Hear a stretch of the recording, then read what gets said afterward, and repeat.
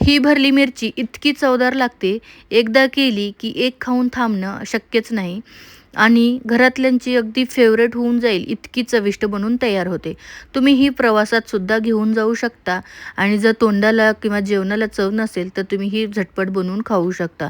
आता त्यासाठी इथं मी अशा प्रकारच्या जाड मिरच्या घेतलेल्या आहेत. त्यांना स्वच्छ धुवून घ्यायचं आहे. मिरच्या ज्या आहेत त्या छान धुवून घेतल्यात. आता तुम्हाला या मिरच्या नाही मिळाल्या, तर तुम्ही इथं ढोबळी मिरची जी असते म्हणजे शिमला मिरची तिचा वापर करू शकता. मिरचीला अशा प्रकारे चीर द्यायची आणि त्यातल्या ज्या बिया आहेत त्या व्यवस्थित अशा काढून घ्यायच्या. सगळ्या मिरच्यांमधल्या बिया आपण व्यवस्थित काढून घेणार आहोत. काढायला अगदी सोपं जातं. फक्त एक कट करायचं आणि अशा प्रकारे बिया मोकळ्या करून घेऊन काढून घ्यायच्या. दुसरीकडे आता भरण्यासाठी मसाला बनवून घेऊया. मसाल्यासाठी एका तव्यावर मी 1 वाटी शेंगदाणे घेतलेत. शेंगदाणे छान भाजले की डाळवं घ्यायचे. 1 वाटीच घेतलेले आहेत. आता डाळवं जर नको असतील तर तुम्ही हरभऱ्याचं डाळीचं पीठ म्हणजेच बेसन पीठसुद्धा भाजून घेऊ शकता. त्यानंतर यामध्ये तीळ आणि सुकं खोबरं टाकले 2-2 चमचे. व्यवस्थित लाल होईजेपर्यंत परतून घ्यायचं आणि मिक्सरच्या भांड्यामध्ये काढून घ्यायचं आहे. त्यामध्ये लसूण, लाल तिखट, जिरे, मीठ, धणे पावडर आणि कोथिंबीर टाकायची आणि छान असं वाटण बनवून घ्यायचं. बघा अशा प्रकारचं वाटण इथं आपलं तयार झालेलं आहे. आता हे वाटण एका प्लेटमध्ये काढून घेऊया. त्यामध्ये 2 चमचे पाणी टाकायचं आहे.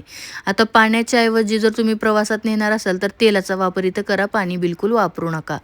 आणि छान मसाला जो आहे तो बोटांनी दाबून आपल्याला मिरचीमध्ये भरून घ्यायचा आहे. मसाला थोडासा ओलसर करण्याचं कारण हेच की मिरची आपण जेव्हा फ्राय करू तेव्हा मसाला मिरचीच्या बाहेर येणार नाही आणि मस्त असा आतमध्येच छान राहील. त्यामुळे व्यवस्थित असं मिरच्या ज्या आहेत त्या व्यवस्थित दाबून भरून घ्यायच्या. सगळ्या मिरच्या मी अशाच प्रकारे दाबून भरून घेणार आहे. जितका मसाला जास्त असेल तितकीच आपल्या मिरचीची जी चव आहे ती खूप छान लागते. तर सगळ्या मिरच्या मी भरून घेतलेल्या आहेत आणि सोबत थोडासा जो सुका मसाला आहे तो पण शिल्लक आहे. त्याला आपण नंतर वापरणार आहोत.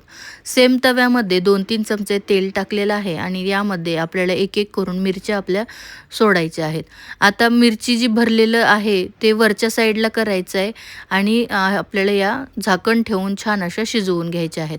2 मिनिटं व्यवस्थित झाकण ठेवून शिजल्यानंतर झाकण काढायचं आणि याला पलटून घ्यायचं आहे आणि दुसऱ्या साईडनेही व्यवस्थित असं आपल्याला याला भाजून घ्यायचं आहे.